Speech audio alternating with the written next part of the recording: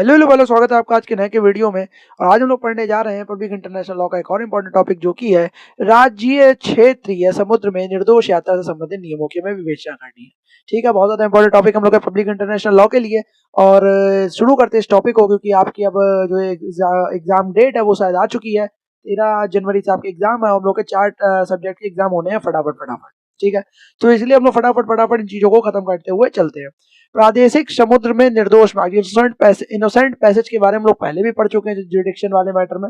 और यहाँ पे भी हम लोग पढ़ेंगे फिर से कि प्रादेशिक जो समुद्र होते हैं उनमें जो निर्दोष मार्ग, जिसे हम लोग इनोसेंट पैसेज से संबंधित नियम क्या होते हैं वो पढ़ते हैं।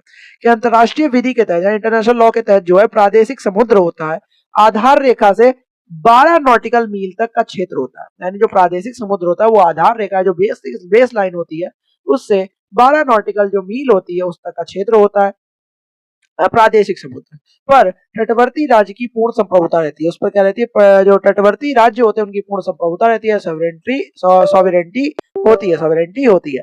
हालांकि यह संप्रभुता अंतर्राष्ट्रीय विधि में एक मौलिक नियम है। हालांकि जो ये संप्रभुता है वो अंतर्राष्ट्रीय विधि में एक मौलिक नियम है। निर्दोष मार्ग के अधिकार राइट्स ऑफ इनोसेंट पैसेज द्वारा ये सीमित है। और क्या है, जो निर्दोष मार्ग के अधिकार है, जो राइट ऑफ इनोसेंट पैसेज द्वारा इसको सीमित भी किया गया है।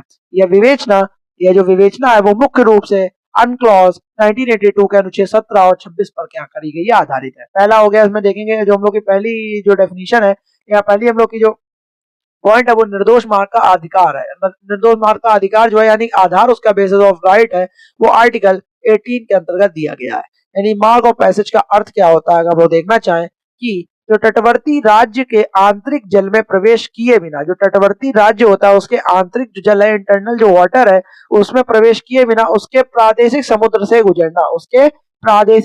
गुजरना, यानी कि जो बेस लाइन से 12 नॉटिकल मील दूर तक का जो क्षेत्र होता है वहां से गुजरना, या आंतरिक जल से खुले समुद्र की ओर जाना, यानी जो इंटरनल जो वाटर है उससे खुले समुद्र की ओर जाना, ओपन सी की तरफ जाना, या खुले समुद्र के किसी हिस्से से दूसरे हिस्से तक जाना, ये सब क्या होता है, निर्दोष मार्ग या पैसेज होता है। यह मार्ग तेज और निरंतर, यानी कॉन्टिन्यूस और एक्सपेंडिशियस होना चाहिए। और यह मार्ग जो है वो क्या होना चाहिए, तेज होना चाहिए और निरंतर होना चाहिए, कॉन्टिन्यूस और एक्सपेंडिशियस होना चाहिए, सिवाय इसके कि जब प्रकृति की सामान्य घटनाओं, संकट, डिस्ट्रेस या बल की अप्रतिरोध शक्ति यानी फोर्स मेजर जो के कारण रुकना या लंगर डालना क्या हो, आवश्यक हो। दूसरा देखते हैं कि मार्ग के अधिकार का सिद्धांत, आर्टिकल 17।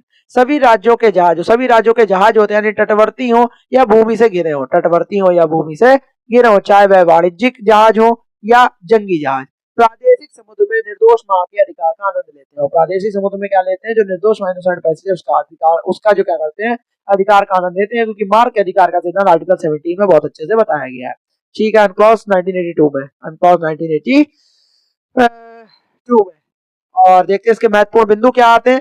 कि यह अधिकार एक विशेषाधिकार है, प्रिविलेज नहीं है। यह कोई विशेषाधिकार नहीं है, कोई प्रिविलेज नहीं है, बल्कि एक अधिकार है, खाली राइट है, जिसे तटवर्ती राज्य समाप्त नहीं कर सकता। जिसे जो होता है वो तटवर्ती राज्य है, जिससे वो तट जुड़ा हुआ है समुद्र का, वह राज्य उसको समाप्त नहीं कर सकता, केवल नियंत्रित या कुछ समय के लिए निलंबित कर सकता है, केवल उसे कंट्रोल कर सकता है, कुछ समय के लिए सस्पेंड कर सकता है। इसको वो बदल नहीं सकता, उसको वो रोक नहीं लगा सकता, खत्म नहीं कर सकता।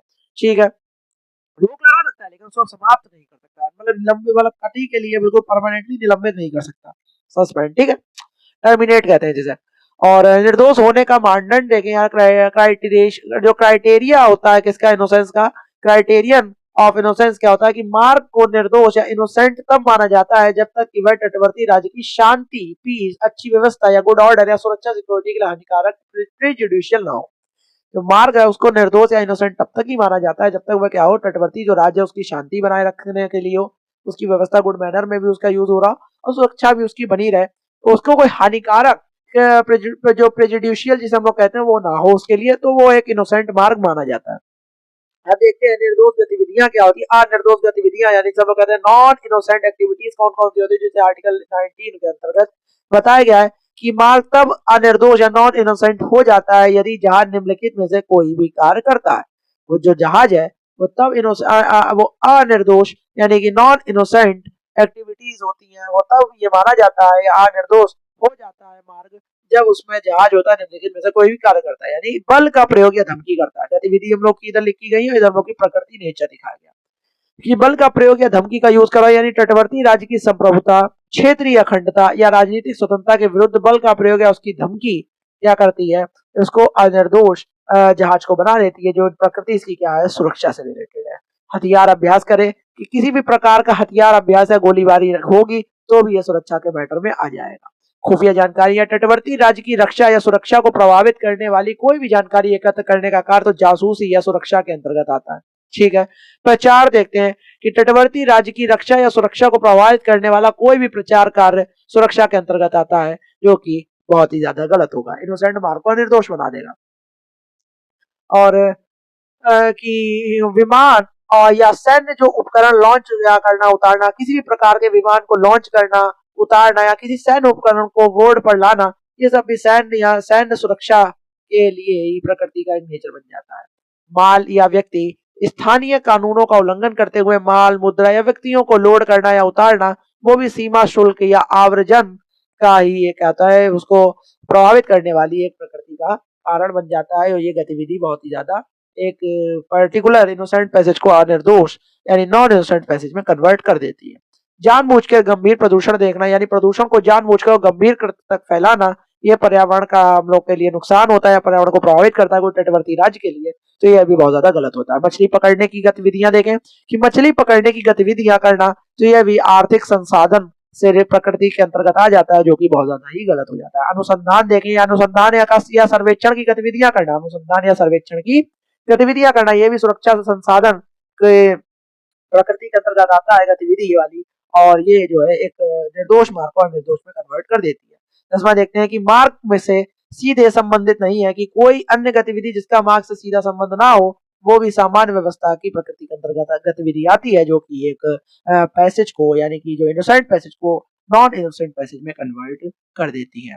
निष्कर्ष इसका कंक्लूजन देखते हैं कि यदि कोई विदेशी जहाज इनमें से कोई भी गतिविधि करता है, यदि कोई बाहरी जहाज इनमें से कोई पर्टिकुलर जो गतिविधियां दी गई हैं उनके अंदर कोई भी गतिविधि करता है, तो मार्ग तुरंत अपना निर्दोष चरित्र या इनोसेंट कैरेक्टर खो देता है और तटवर्ती राज्य को उस पर कार्रवाई करने का पूर्ण अधिकार प्राप्त हो जाता है।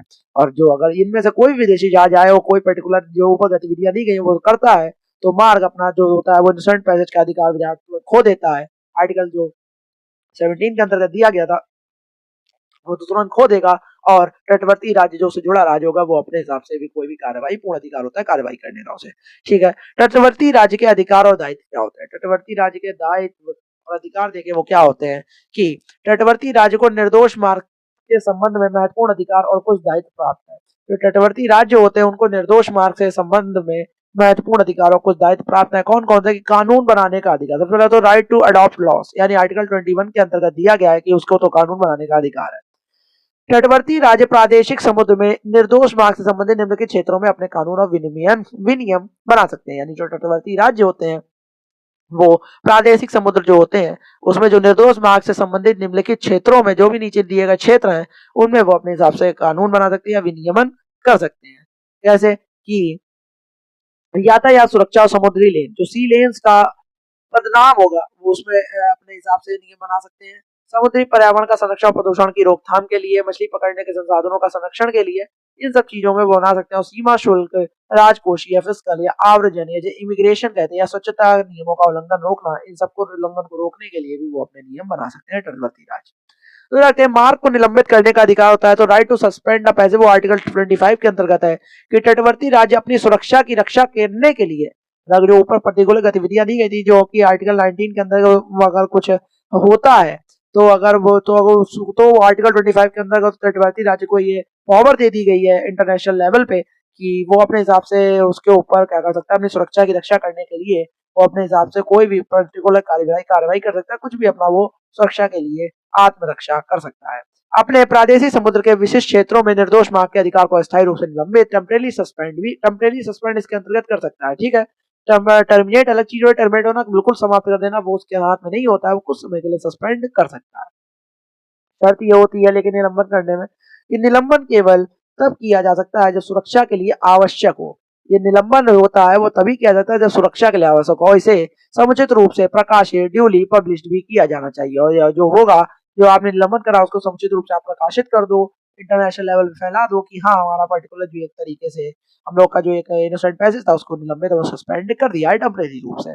तटवर्ती राज्य के दायित्व ड्यूटीज ऑफ कोस्टल स्टेट वो आर्टिकल 24 के अंतर्गत बताया गया कि जो तटवर्ती राज्य के यह सुनिश्चित करना चाहिए कि वह क्या दायित्व है तटवर्ती राज्य के कि वह विदेशी जहाजों के निर्दोष मार्ग को बाधित ना करे। तटवर्ती राज्यों को ये देखना चाहिए कि वो विदेशी जहाज के जो निर्दोष मार्ग है उसमें बाधित ना हो, जैसे अनावश्यक बाधाएं खड़ी करके उसको ना करे। ठीक है, तो उसके ये दायित्व है। प्रादेशिक समुद्र में नेविगेशन के लिए ज्ञात सभी खतरों जैसे खनन क्षेत्र या जहाज के मलबे के बारे में समुचित रूप से सूचित या वार्न करे। ये प्रादेशिक ये जो तटवर्ती राज्य हैं क्या है, उनके ये ड्यूटीज है, यानी कि तरीके से उनके दायित्व है ये कोस्टल स्टेट्स के। ठीक है, अब आगे आते हैं कि जो विदेशी जहाजों के दायित्व क्या थे। अब जैसे कि तटवर्ती राज्य के दायित्व, वैसे विदेशी जहाजों के भी कुछ दायित्व होते हैं, ड्यूटीज होती है फॉरेन शिप्स के। जो जहाज प्रादेशिक समुद्र से गुजर रहे हैं उनका दायित्व है कि वे तटवर्ती राज्य द्वारा अनक्लॉज के अनुसार बनाए गए सभी कानूनों विनियमों का पालन करें। आर्टिकल 21 कुछ विशिष्ट नियम बनाता है। अनक्लॉज ये भाई इनमें से एक ना एक क्वेश्चन जरूर आता है, आप लटके जाना इंटरनेशनल लॉ में आपके रखा होगा अनक्लॉज से रिलेटेड। ठीक है, ये समुद्र से रिलेटेड कोई इंटरनेशनल लेवल पे ज्यादातर जो भी ट्रेड वेड होती है वो सब क्या होती है, सी वाटर लेवल के वाटर जो पैसेज है उसी के द्वारा सी पैसेज के द्वारा ही होती है। इससे रिलेटेड आना ही आना क्वेश्चन आपको पता होना चाहिए। ठीक है, चलो आगे चलते हैं कि जो जंगी जहाज होते हैं वॉरशिप्स होती हैं, जंगी जहाजों को भी निर्देश मार्ग का अधिकार प्राप्त होता है। जो जंगी जहाज होते हैं उनको भी क्या होता है, निर्देश मार्ग का अधिकार प्राप्त होता है। लेकिन यदि वे तटवर्ती राज्य के नियमों का पालन नहीं करते, यदि वे क्या करते हैं, तटवर्ती राज्य का नियमों का पालन नहीं करते, तो राज्य उनसे तत्काल प्रादेशिक समुद्र छोड़ने यानी leave the territorial sea immediately की अपेक्षा कर सकता है, जैसे आर्टिकल 30 के अंतर्गत आता है।